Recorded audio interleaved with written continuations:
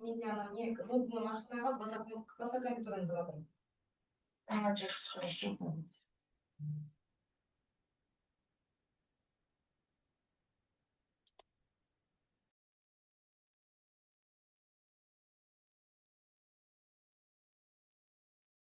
қалай күшті түскен. Только фон жаман екен.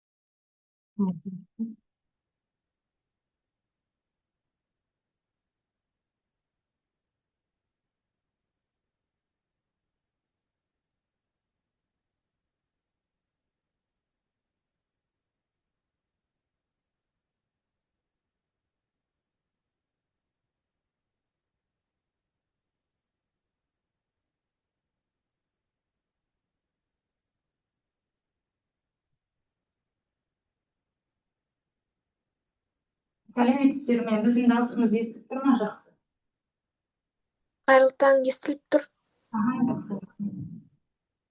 Так, үш мектеп кірді.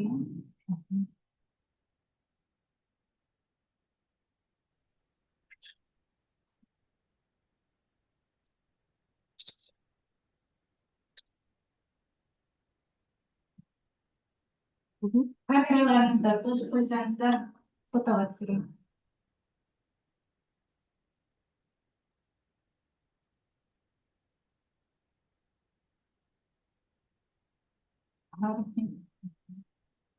істей беремін жеке. Барлығы қосылды ма?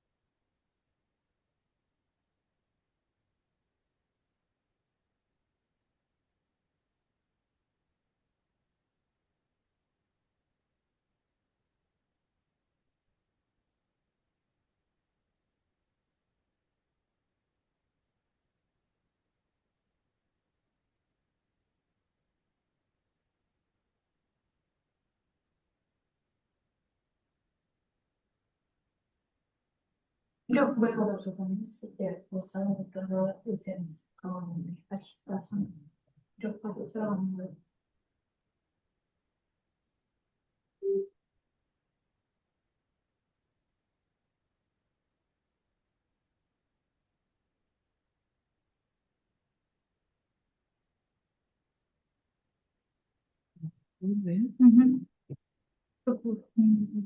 Онлайн де. Макс ба жоқтікі.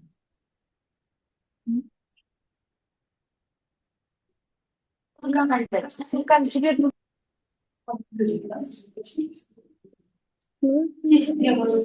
О, мақталақшы кіргенде.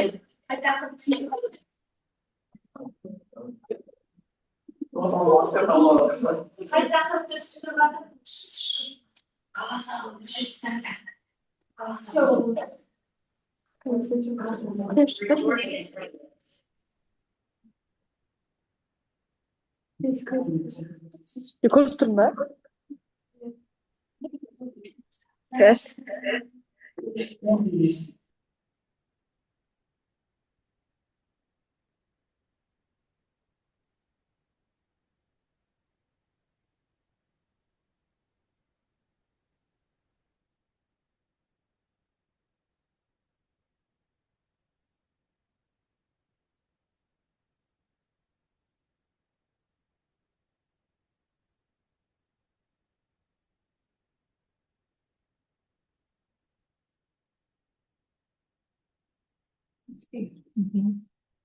Саламатсыздар ма, әріптестер? Еркежан Серікқызы, сәлем, қайырлы күн. Сәлеметсіздер ме, балалар? Сабақты бастамастан бұрын сіздер өткен сабақта иммунитет тақырыбын қарастырған болатынсыздар. Бұл тақырыпта сіздер иммунитетке анықтама бердіңіздер, иммунитеттің түрлерімен таныстыңыздар. Олай болатын болса, біз қазір сіздермен үй тапсырмасын бір қайталап өтейік. Сіздердің алдарыңызда экранда қазір футбол ойынын қоямын. Сол футбол ойында сіздерде сұрақтар шығады. Сұрақтардың астында екі жауап тұрады: шындық және жалған деген. Осы сұрақтарды оқып, осы екі жауаптың біреуін басасыздар. Сол кезде егер дұрыс жауап берсеңіздер, онда доп қақпаға түседі.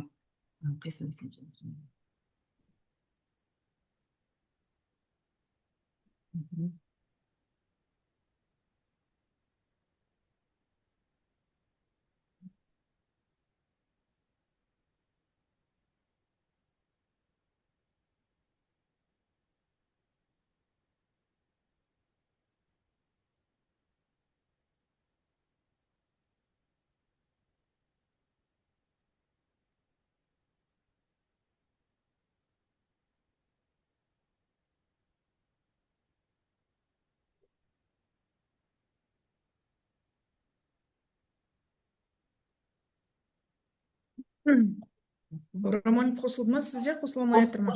Қосылды менде, Еркежан, қосылды. Экранға шықпай тұр. Ол кісі өзі қосу керек белді.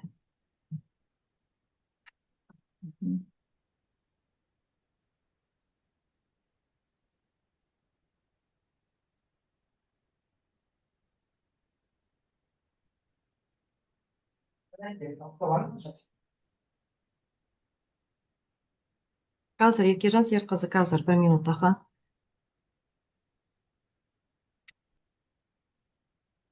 Қосылды ма сізде? Аха. Жақсы балалар, сіздердің экран алдарыңызда бізде футбол ойыны қосып отырмын. Қазір бұл жерде сіздерге сұрақтар беріледі. Өткен тақырып бойынша, сол сұрақтарға жауап бересіздер. Жаңағы астында көрсеткен екі жауаптың біреуін басасыздар. Ал, балалар, кеттік. Жасушалық иммунитетті жүзеге асыруға фагоциттер, микрофагтар мен макрофагтар қатысады. Қайсын басамыз? Шындық. Ау. Жасушалық иммунитетті жүзеге асыруға фагоциттер, макрофагтар мен макрофагтарға қатысады. Қандай жауапты аласыздар? Жалған. Так, басамыз. Жауаптарыңыз сіздерде қате болды, Келесі сұрақ. Жасушалық иммунитетте Т лимфоциттер қоздырғышты таниды және есте сақтайды. Жасушалық иммунитет Т лимфоциттер қоздырғышты таниды және есте сақтайды. Шындық. Жақсы.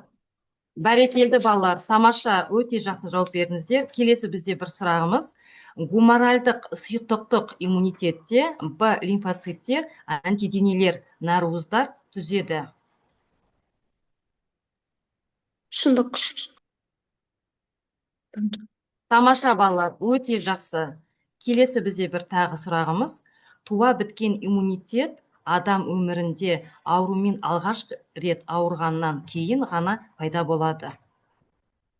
Жалған ба, әлде шындық па? Жалған. Тамаша. Бәрекелді, өте жақсы жауап беріп отырсыздар. Келесі сұрақ. Жүре пайда болған табиғи иммунитет адам аурумен ауырып жазылғаннан кейінгі қалыптасады. Яғни жүре пайда болған табиғи иммунитет адам аурумен ауырып жазылғаннан кейін қалыптасады. Қанекей? Қайсын жауап беріп отырсыздар? Дұрыс. Жасыңыз өзім. Жақсы балалар, өте тамаша. Келесі біздің бір келесі сұрағымыз. Жасанды иммунитет тек қана емдік сарысу енгізгеннен кезде пайда болады. Жасанды иммунитетті еске аламыз. жалған, Кеңіздер. Тамаша, өте жақсы. Келесі сұрақ. Жасушалық иммунитетті негізінен қай жасушалар жүзеге асырады?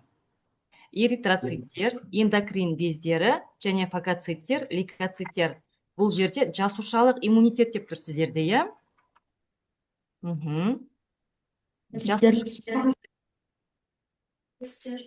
Қандай дедіңіздер? Жасушалық иммунитет. эритроциттер,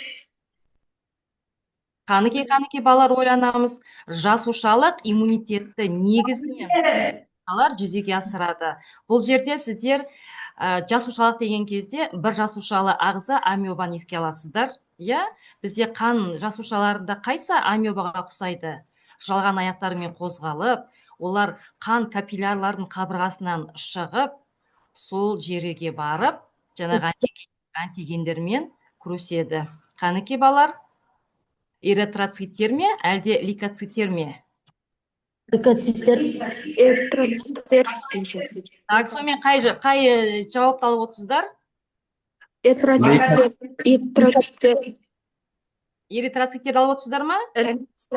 аха, Так, басамыз. Жоқ балалар, иә, бізде бұл жерде эритроциттер емес, лейкоциттер. Бізде эритроциттер негізгі қызметті оттегі мен қоректік затты оттегін тасымалдайды ғой. Ал лейкоциттер керісінше жасушалық иммунитетке жауап береді. Келесі сұрақ. Антигенге қарсы арнайы антиденелерді түзетін иммунитет түрі. Антиген дегеніміз бұлар бөгде заттар ғой. Ал антидене дегеніміз ол біздің ағзада иммунитетіміз біздің. Иә? Қанеке? Антигенге қарсы арнайы антиденелерді түзетін иммунитет түрі. Туа біткен иммунитет, жасушалық иммунитет, гуморальдық иммунитет. Қанеке балалар? Жасушалық иммунитет. жасушалы иммунитет, жасушалы Асамыз жоқ балалар. Бұл бізде, қандай дедік біз? Бұл бізде гуморальды болып келеді, иә? Так, туа біткен иммунитетті бітіп қалды осы. Енді бұны қалай істейміз? Жақсы балалар, біздің уақытымыз кішкене шектеулі болды бұл ойында. Жақсы. Біздің жаңағы үй тапсырмамыздағы футбол ойыны кішкене уақыты аз болып кетті.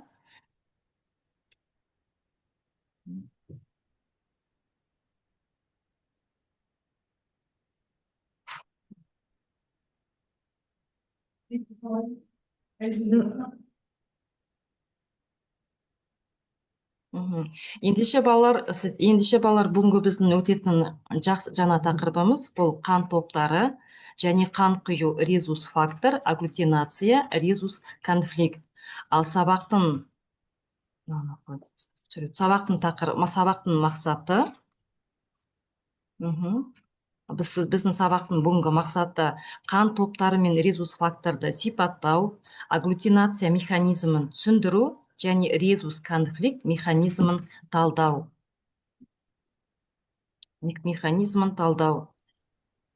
Енді балалар, мынау адамның ағзасында қан топтарының 4 тобы бар екен. Енді адамның қанында, адамның ағзасында қан топтарының 4 тобы болады екен. Бұл қан топтарын қалай анықтауға болады? Бұл қан топтарын анықтау үшін бұл қызыл қан жасушалары эритроциттердің бетіндегі арнайы ақуыз агглютиногендер арқылы анықталады. Карл Ландштейнер, бұл кісі Австралия биологы, 1901 жылы зерттеу жүргізген кезде бір адамның қаны екінші адам қанына сәйкес келмейтінін дәлелдеген. Соның нәтижесінде бізде қан топтары анықталды. Жаңа мен сіздерге айтып өттім, адамның ағзасында қанның 4 тобы бар дедік, иә балалар. Бұл қан топтары бізде рим цифрларымен рим цифрларымен немесе эритроциттердің бетіндегі ақуыздарды синтезіне жауапты ген таңбаларымен белгіленеді. Мінекейіңіздер балалар, О дегеніміз бұл бірінші қан тобы, АО екінші қан тобы, БО үшінші қан тобы және АБ бұл төртінші қан топтары. Мына жерде сіздерде жазылып тұр эритроциттегі антиген түрлері дейді. Жаңа мен сіздерге айтып өттім ғой, эритроциттердің бетінде бізде ақуыз бізде агглютиногендер орналасқан деп. Мінекей осы агглютиногендер бізде антиген түрлері болып табылады. Енді қанның сары су плазмасында бізде антидене бар. Оларды біз агглютинин деп атаймыз. Енді мынау қан топтарына тоқталайық. Мінекейіңіздер балалар, бірінші қан тобы бізде рим цифрымен белгіленген. Бұл бірінші қан тобына біз тек қана бірінші қан тобын ғана құя аламыз. Ал бірінші қан тобын біз екінші, үшінші және төртінші топтарға құюға болады. Бұл бірінші қан тобын біз донор деп атаймыз. Себебі бұл қан тобын барлық группаға құюға болады. Және де мынау қан беретін адамды біз донор деп атаймыз, балалар. Келесі, екінші қан тобы, біз оны АО деп белгілейміз. Бұл екінші қан тобына тек қана бір мен екінші қан тобын ғана құяды. Және екінші қан тобын біз төртінші қан тобына құюға болады. Үшінші қан тобы рим цифрымен белгіленген, және бұны біз ББ және БО деп белгілейміз. Бұған біз бірінші және үшінші қан топтарын ғана құямыз. Ал үшінші топтың қанын біз төртінші қан тобына құюға болады. Енді соңғы төртінші қан тобы, төртінші қан тобын біз АБ деп белгілейміз. Бұны АБ деп белгіленеді. Бұл мінекей, бұл төртінші топқа біз бірінші, екінші, үшінші және төртінші қан топтарын құюға болады. Бұл төртінші қан тобын балалар реципиент деп атайды. Себебі бұл төртінші қан тобы барлық қан топтарын өзіне қабылдайды. Мінекей балалар, бұл біздің адамның қан топтары.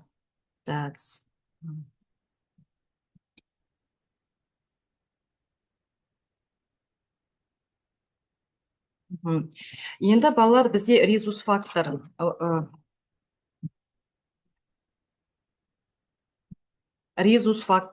Балалар, резус фактор дегеніміз, біз бұл қызыл қан жасушалардың бетінде арнайы ақуыз болады.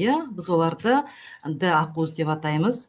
Оның болуы немесе болмауы адамның қанның резус 10 немесе резус теріс болуын анықтайды. Мінекейіңіздер балалар, жер бетінде мынау еуропалық және монголоидтық нәсілдерінің 85% және 99% резус 10 резус фактор тасымалдаса, ал қалған адамдарда, мысалы, оның қан құрамында Д антигені болмайды. Бұларда резус теріс, резус фактор деп атаймыз.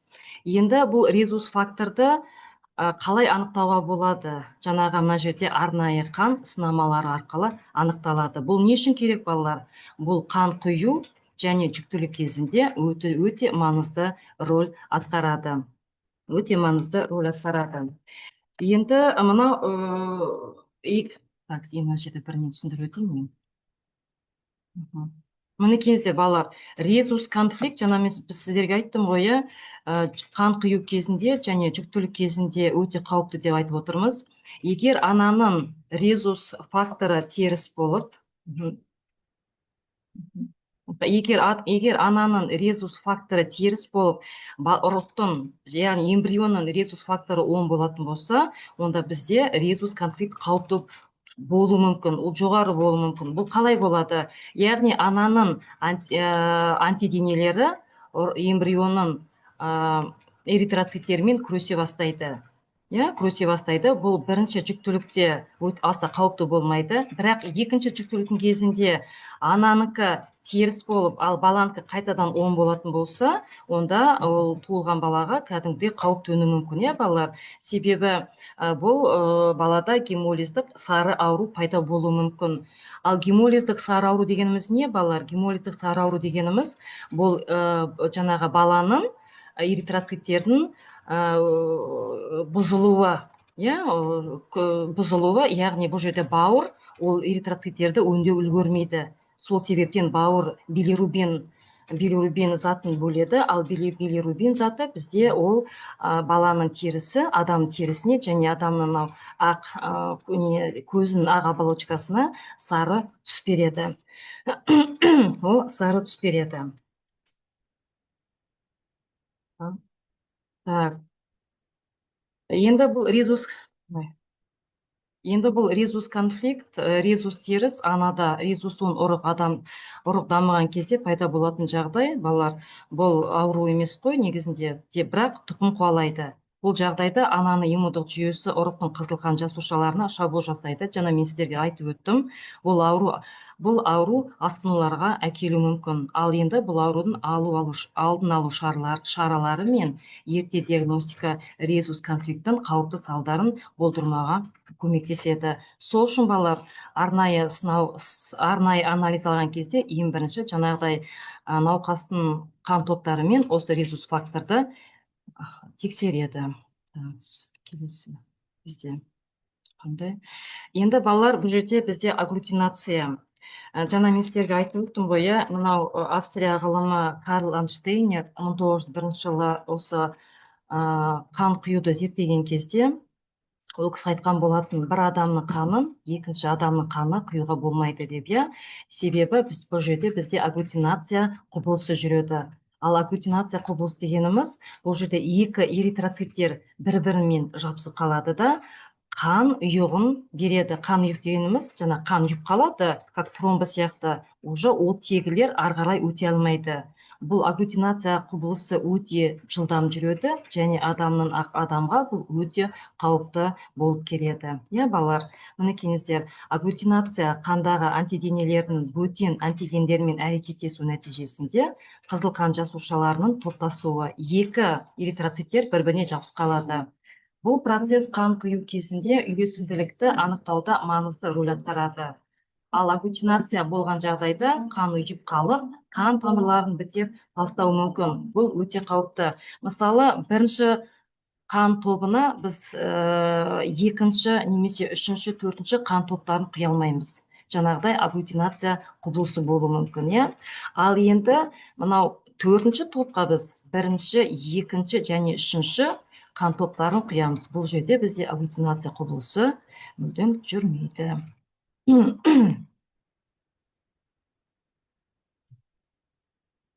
Енді қан құю процесі, балалар, бұл жерде қан құю процесі күрделі медициналық процедура.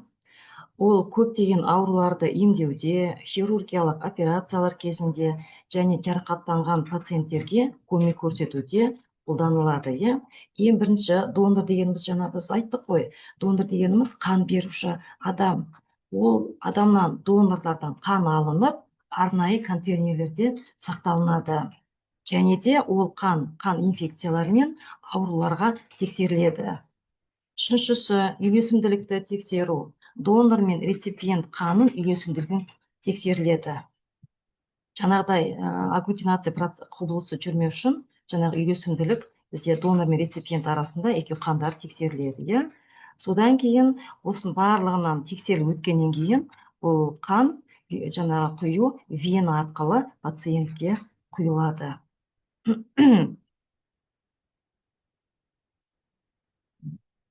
Енді бұл қан құюдың медициналық көрсеткіштері дейді. Балалар, қан құю әртүрлі медициналық жағдайларда қолданылады. Дәрігерлер әр пациенттің жағдайын мұқият бағалап, қан құюдың қажеттілігі мен қауіпсіздігін анықтайды. Жаңағыдай анализ алады дедік қой біз, жаңағы резус факторын тексереді, сосын қан топтарын тексереді. Ал кейбір жағдайларда қан құю өмірді сақтап қалатын жалғыз әдіс болуы мүмкін. Мысалы, ота жасаған кезде, мінекей, жедел қан жоғалту қай кезде болады? Жарақаттар алған кезде, мысалы, бір апаттарға түскен кезде, хирургиялық операциялар кезінде, науқас қан жоғалтады. Немесе ішкі қан кету салдарынан болған ауыр қан жоғалту жағдайларында қан құю өмірді сақтап қалу мүмкін. Балалар, сіздер білесіздер ғой, адамның ағзасында қанның мөлшері 4-5 литрге дейін барады. Егер осы ересек адам осы 4-5 литр қанның 2 литрін жоғалтатын болса, ол адамға өте қауіп төнеді. Анемия кезінде сіздер білесіздер, ағзаға оттегінің тасымалдауы азаяды. Созылмалы аурулар немесе қан ауруларының туындаған анемия жағдайында қан құю пациенттің жағдайын жақсартуға көмектеседі. Анемия дегеніміз, балалар, бізде қанның аздығы. Үшіншісі онкологиялық аурулар, химиотерапия немесе сәулелік терапия кезінде қан жасушаларының саны азаюы мүмкін. Бұл қанда қан құюды қажет етеді. Балалар, сіздер білесіздер ғой, бізде қанның жасушалары сүйектің қызыл кемігінде жасалынады. Бұл онкологиялық ауру кезінде жаңағыдай радиология деген болады, химия радиология болады, сәулелік терапиясын алады, және де артынан бұл жерде химиотерапия, өте ауыр металдар беріледі. Жаңағы онкологиялық ауруды тудыратын ағзаларды, антигендерді жою үшін. Мінекей сол кезде қанның мөлшері гемоглобин төмен түскен кезде жаңағыдай онкологиялық ауыратын науқастарға осы қан құйылады. Гемофилия деген, балалар, сіздер білесіздер, бұл қанның құрамында қанның ұйымауы, яғни бұл жерде тромбы түзілмейді. Бұл да тұқым қуалайтын ауру, яғни ген арқылы беріледі. Бұл жерде қанның ұюы факторларының жетіспеушілігінен зардап шегетін пациенттерге қан компоненттерін құю қажет болуы мүмкін дейді. Сіздер білесіздер ғой, бізде қанның құрамында ақуыздар бар, фибриноген деген ақуыз бар. Бұл осы фибриноген ақуызы тікелей қанның ұюына қатысады. Ал гемофилиямен ауыратын адамдарда бұл ақуызы, жаңағы фибриноген, бұл жаңағы болмайды, балалар. Міне кейіңіздер. Осындай жаңағыдай қан құюдың медициналық көрсеткіштері. Қандай уақытта бұл қан құю керек? Беті жаңармаған.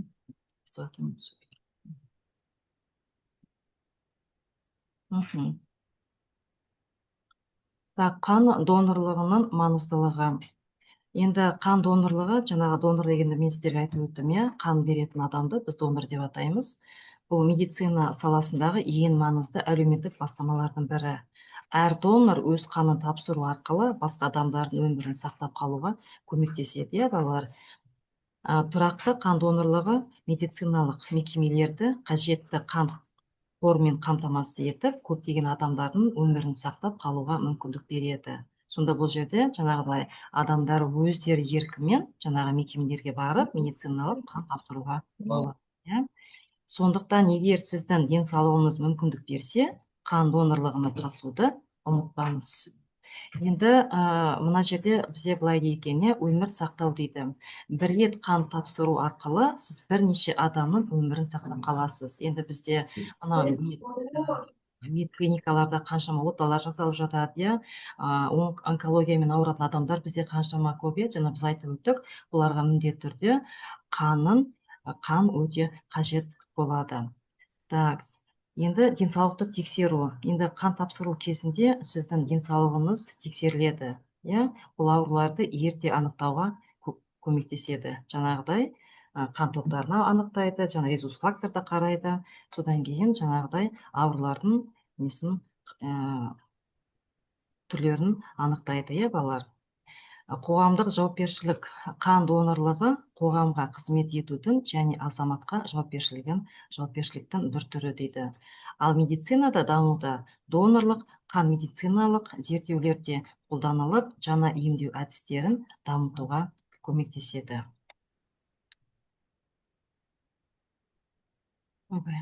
Енді балалар, бізде мінекей бүгінгі біздің өткен тақырыбымыз біз қарастырдық резус факторды қарастырдық.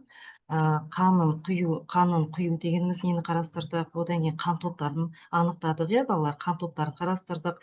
Енді мына жерде сіздерде тапсырма беріліп тұр, бірінші сұрақ жауап болып тұр. Бірінші сұраққа Лаура мұғалім, рахмет. Ары қарай мен бекітіп кетейін иә тапсырмаларды. жақсы, Оқушылармен. Серікқызы, жақсы. Аха. Ал құрметті оқушылар, сәлеметсіздер ме? Мен 33-ші Қарабұлақ ауылының 33-ші мектебінің биология пән мұғалімі Шаймағанбет Еркежан Серікқызымын. Енді бүгінгі өтілген тақырып бойынша қан топтары және қан құю резус фактор деген тақырыпты сіздерге Лаура мұғалім өте жақсы түсінікті түсіндірді деп ойлаймын. Өте барлығы нақты слайдтармен көрсетіліп тұр екен. Енді бізде мына жерде сіздерге мен кішкене тапсырмалар берсем, иә, бірінші тапсырманы көріп тұрсыздар. Бұл жерде сіздерге сұрақ жауап беріліп тұр. Тез-тез лездеме сұрақтар ретінде жауап берсеңіздер. Иә, резус фактор неден тұрады бірінші сұрақта? Оқушылар қараймыз, иә? Резус фактор өзі оңай сұрақ, иә, бұл? Резус фактор неден тұрады? Қан топтарынан. Тағы қандай сұрақ айтасыздар, жауап айтасыздар? Резус фактор неден тұрады? Оң? Қандай? Жаңа түсіндіріп кетті ғой, слайдта сіздерге көрсетті.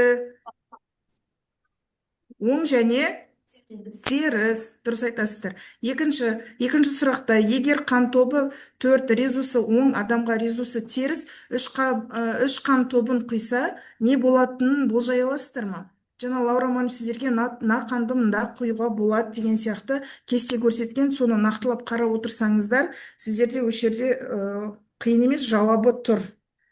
Қалай екен? Құюға болады ма екен? 4-ші қанды 3-ші қанға болады, иә? Онда ешқандай не болмайды? Реакция болмайды, иә? Қанды құюға болады, жақсы. Резус конфликт дегеніміз не?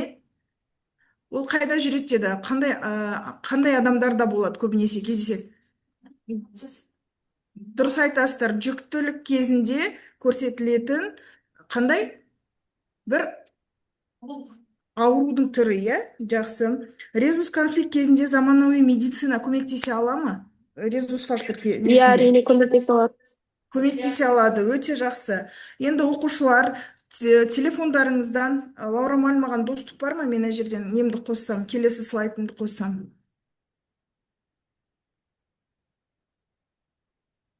Қоса аламын ба? Кахот деген программаны ашайық, иә, барлығымыз. Балалар, сіздерге мына жерден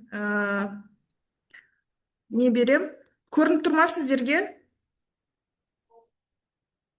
Көрініп тұр ма? Иә.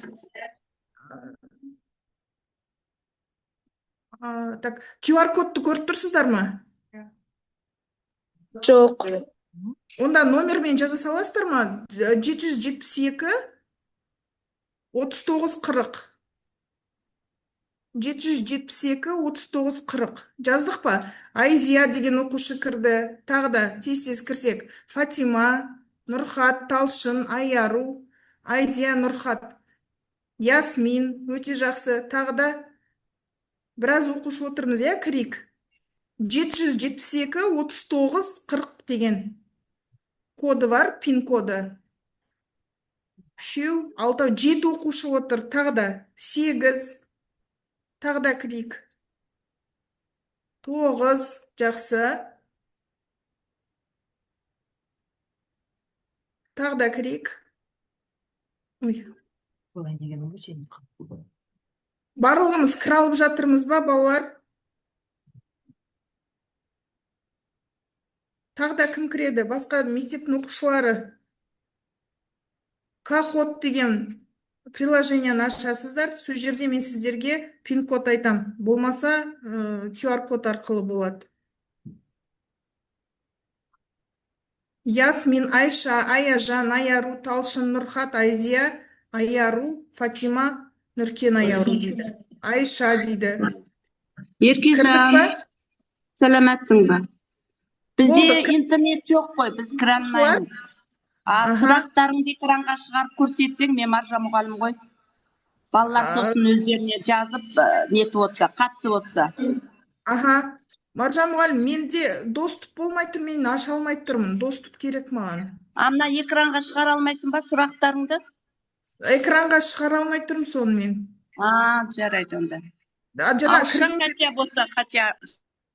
пин кодын айтайын, 772-39-40. Балалар өздері біледі, кез келген бала бұны көз жұмып қойып орындайды деп ойлаймын. Ясмин деген бала кірді. Болдық па? Мына жерде біраз бала кірді негізі. Ары қарай жалғастырақ. Енді бізде стартты басамын мен. Балалар, білесіздер ғой қалай жауап беру керек екенін. Сұрақтар беріледі, 4 жауап болады. Кім бірінші орында болады? Мына жерде бізде приложение көрсетеді. Мен сіздерге бірақ айтып отырамын, сіздерге көрінбейді екен.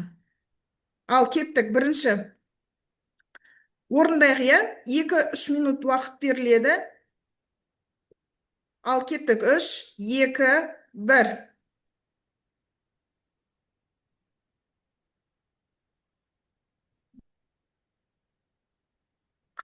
Қан ұйымайтын ауру қалай аталады? Гематология, гемофилия, гемоглобин, гем.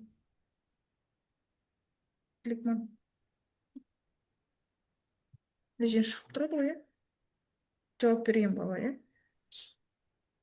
Жақсы, бір оқушы қате, 6 оқушы жақсы дұрыс жауап берді. Келесі. Ой, Ақтілек. Келесі екінші сұрақ. Қан беретін адамды қалай атайды? Мен белгілей берем ба тұр? Мен белгілеуге боламын. Донатор.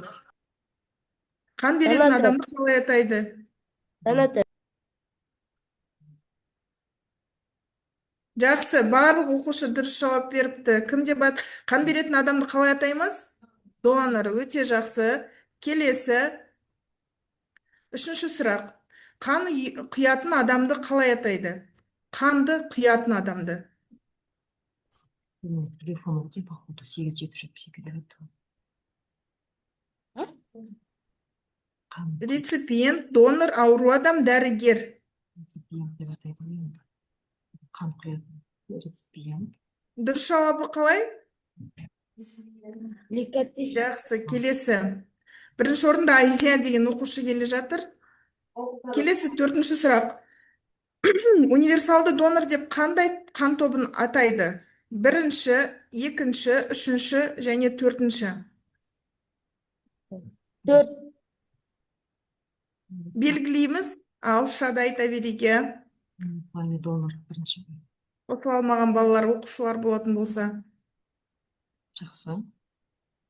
Жақсы, дұрыс жауап бердіге. Бірінші орында Айша деген оқушы шықты. Келесі жарыс ретінде. Универсалды реципиент деп қандай қан тобын атайды? 1-ші, 2-ші, 3-ші және 4-ші. 2-ші. Бір. Жақсы, келесі Дания деген оқушы. 6-шы, донордың агглютиногендері мен реципиентінің агглютиниттерінің жабысып қалуы қалай аталады? Агглютинация, адгезия, тромб. Агглютинация.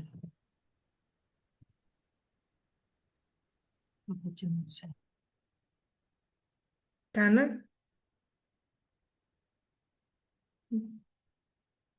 Жақсы, дұрыс жауап беріппіз. Бірінші орында Сания деген оқушы. Келесі 7-ші сұрақ.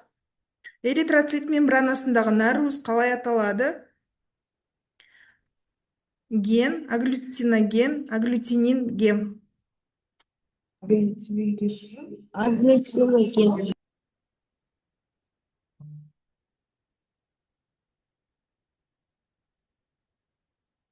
Білгіледік па, балалар? Жақсы, келесі сұрақ. 8-ші сұрақ. Тезде жауап берейік, балалар, бір-ақ минут уақытымыз қалыпты. Қан плазмасындағы нәруыздар.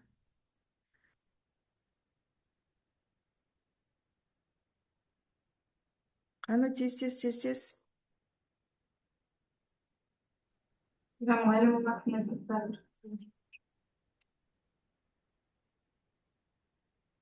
Жақсы, енді осы бойынша қорытынды жасап кетейік, иә.